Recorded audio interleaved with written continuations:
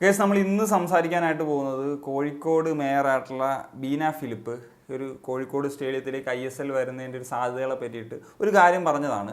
ഇത് എക്സാക്ട്ലി ഇത് പറഞ്ഞതാണോ എന്നുള്ള അറിയത്തില്ല, ന്യൂസ് പേപ്പർ കട്ടിങ്ങിൽ നിന്നാണ്. പക്ഷേ ഈ ഒരു വിഷയവുമായി ബന്ധപ്പെട്ട് ചില കാര്യങ്ങൾ സംസാരിക്കാനുള്ളതുകൊണ്ടാണ് നമ്മൾ ഇത് എടുത്ത് സംസാരിക്കുന്നത്. വാക്കുകൾ ഇങ്ങനെയാണ്: ISL കോഴിക്കോട്ടേക്ക് വരുന്നത് ഫുട്ബോൾ ആരാധകർക്ക് ആവേശമാണ്. സ്റ്റേഡിയം നിലവിൽ കേരള ഫുട്ബോൾ അസോസിയേഷന് കൈമാറിയിട്ടുണ്ട്. ISL പോലെയുള്ള വലിയ മത്സരങ്ങൾ വരുമ്പോൾ മാനദണ്ഡങ്ങൾ അനുസരിച്ച് സ്റ്റേഡിയത്തിൽ മാറ്റങ്ങൾ വരുത്തേണ്ടതുണ്ട്. പുൽത്തകിടിയും ഫ്ലഡ് ലൈറ്റും അടക്കമുള്ളവ മെച്ചപ്പെടുത്തണം. ISLന് വേണ്ടി സ്റ്റേഡിയത്തിൽ എന്ത് മാറ്റം വരുത്തുന്നതിനും കേരള ഫുട്ബോൾ അസോസിയേഷന് അനുമതി കൊടുത്തിട്ടുണ്ട്. ലാഭമുണ്ടായാൽ അതിൻ്റെ നേരിയ ശതമാനം കോർപ്പറേഷന് പങ്കിടുന്ന തരത്തിലായിരിക്കും സംവിധാനം ഒരുക്കുക എന്നുള്ളതാണ് പറയുന്നത്. ഇവിടെ നിങ്ങൾ ചിന്തിക്കും എന്താണ് ഇതിനകത്ത് സംസാരിക്കപ്പെടേണ്ട ഒരു പോയിന്റ് എന്നുള്ളത്. മറ്റൊന്നുമില്ല, ഇപ്പം ഞാൻ പറഞ്ഞല്ലോ ഇത് എക്സാക്ട്ലി ഇങ്ങനെ തന്നെയാണോ പറഞ്ഞതെന്നുള്ളത് അറിയത്തില്ല. പക്ഷേ അവസാനം പറയുന്ന ചില കാര്യങ്ങളുണ്ടല്ലോ, ഇതിനകത്തുനിന്ന് കോർപ്പറേഷന് ലാഭമുണ്ടായാൽ പറ്റുന്ന സാഹചര്യങ്ങൾ. ഇവിടുത്തെ മെജോറിറ്റി ഓഫ് ദി അതോറിറ്റീസ് നമ്മുടെ നാട്ടിലൊരു സ്റ്റേഡിയം ഉണ്ടാക്കിയാൽ പ്രധാനമായിട്ട് ലക്ഷ്യം വെക്കുന്ന ഒരു കാര്യം എന്ന് പറഞ്ഞു കഴിഞ്ഞാൽ എന്ത് കിട്ടും എന്നുള്ളൊരു കാര്യമാണ്. ഈ മേയർ ഇങ്ങനെ ഉദ്ദേശിച്ചു എന്നുള്ളതല്ല ഞാൻ പറയുന്നത്, മൊത്തത്തിലുള്ളൊരു കാര്യമാണ് ഞാൻ പറയാനായിട്ട് ഉദ്ദേശിക്കുന്നത്. അതിന് ഒരുപാട് ഉദാഹരണങ്ങൾ നമുക്ക് പറയാനുമുണ്ട്. അപ്പോൾ എന്തിനാണ് നമ്മുടെ നാട്ടിലൊരു ഫുട്ബോൾ അല്ലെങ്കിൽ ഒരു സ്പോർട്സ് ബേസ് ചെയ്തിട്ടുള്ളൊരു സ്റ്റേഡിയം വരുന്നത്? ഇതിൽ നിന്ന് ഇവർക്ക് പണം ഉണ്ടാക്കാനാണോ? പണം വരും, അത് ശരിയായിട്ടുള്ളൊരു കാര്യമാണ്. പക്ഷേ അതാണോ പ്രധാന ലക്ഷ്യമാക്കേണ്ടത്? അല്ല. പക്ഷേ ഇവിടെ പ്രധാനമായിട്ട് ലക്ഷ്യമാക്കുന്നത് എന്താണ്?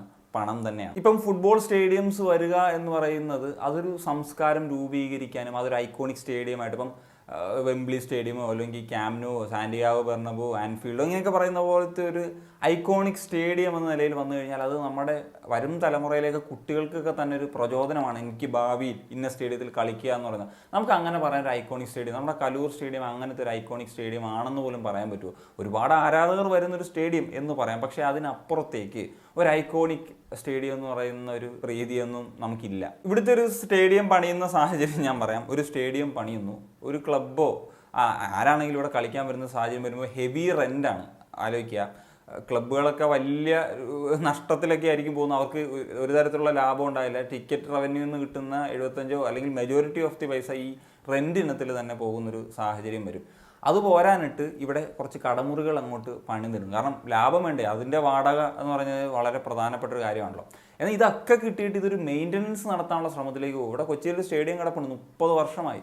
എന്താണ് അവസ്ഥ എന്നുള്ളത് ഇനിയും എടുത്ത് പറയേണ്ട സാഹചര്യമില്ല. കഴിഞ്ഞ മാസങ്ങളിലൊക്കെ തന്നെ എന്തോരം കോൺട്രവേഴ്സി അതുമായിട്ട് ബന്ധപ്പെട്ടുണ്ടായതാണെന്ന് അറിയാം. അത് കാരണം ഇവിടെ ഒരു ഇൻ്റർനാഷണൽ മത്സരം പോലും നടക്കില്ല എന്നുള്ളത് അറിയാവുന്ന കാര്യമാണ്. അതുകൂടാതെ ഇപ്പം പ്ലേയിങ് ഫീൽഡ് സീസണൊക്കെ നടക്കുന്ന സമയത്ത് മറ്റു കാര്യങ്ങൾക്ക് വിട്ടുകൊടുത്ത് അലങ്കോലമാക്കുന്ന സാഹചര്യം. ഇതൊക്കെ മൾട്ടിപർപ്പസ് എന്ന് പറയുന്ന സംവിധാനങ്ങളൊക്കെ ലോകത്ത് എല്ലായിടത്തും ചെയ്യുന്നതാണ്. പക്ഷേ അതിന് വേണ്ട ഫെസിലിറ്റീസ് അവിടെ ഉണ്ടാകും. അങ്ങനെ മാറ്റാനും ഗ്രൗണ്ട് അതിന് വേണ്ടിയിട്ട് പരിണമിക്കാനും ഒക്കെ ഉള്ള സിറ്റുവേഷൻസ് ഉണ്ട്. അതൊന്നുമില്ല.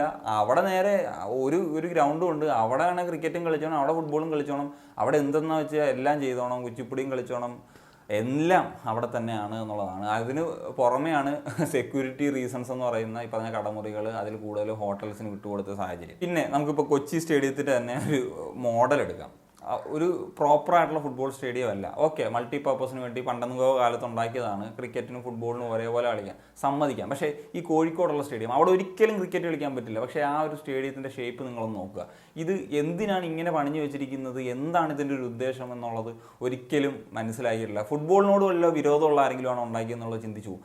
മലപ്പുറത്ത് പയ്യനാട് സ്റ്റേഡിയം, ഇതും ഒരു പ്രോപ്പർ ഫുട്ബോൾ സ്റ്റേഡിയമാണ്. പക്ഷേ അതിൻ്റെ ഒരു ഷേപ്പ് നോക്കുക, ഏത് തരത്തിലാണ്, ആരാണ് ഇതൊക്കെ ഉണ്ടാക്കി വിടുന്നത്, അല്ലെങ്കിൽ പടച്ച് വിടുന്നത് എന്നുള്ളതാണ് മനസ്സിലാക്കാത്തത്. ഒരു കാലത്ത് കായിക രംഗത്ത് അല്ലെങ്കിൽ ഫുട്ബോൾ രംഗത്തൊക്കെ വളരെ പ്രതാപശാലികളായിരുന്നു കേരളം എന്നുള്ളതാണ്. പക്ഷേ ഇന്നത്തെ അവസ്ഥ എന്ന് പറഞ്ഞാൽ നമ്മളെല്ലാ കാര്യത്തിലും പിന്നിലാണ് എന്നുള്ളതാണ്. അതിന് ആദ്യം ഒരു തീരുമാനം എടുക്കേണ്ടത്, നിങ്ങൾക്ക് ഏതെങ്കിലും ഒരു ക്ലബ്ബൊക്കെ ഇവിടെ വന്ന് ഒരു തീരുമാനം എടുത്ത് നമ്മുടെ നാടിനൊരു മാറ്റം ഉണ്ടാകുന്ന ഒരു പദ്ധതിയാണല്ലോ. ഒരു ക്ലബ്ബ് വരുന്നു, ഇങ്ങനെയൊക്കെയുള്ള കാര്യങ്ങൾ, ഫുട്ബോൾ ആണെങ്കിലും ഏത് ഗെയിം ആണെങ്കിലും. അപ്പോൾ ആ സാഹചര്യത്തിൽ നിങ്ങൾക്ക് അവിടുന്ന് എത്ര ക്യാഷ് കിട്ടും എന്നുള്ളതല്ല ചിന്തിക്കേണ്ടത്.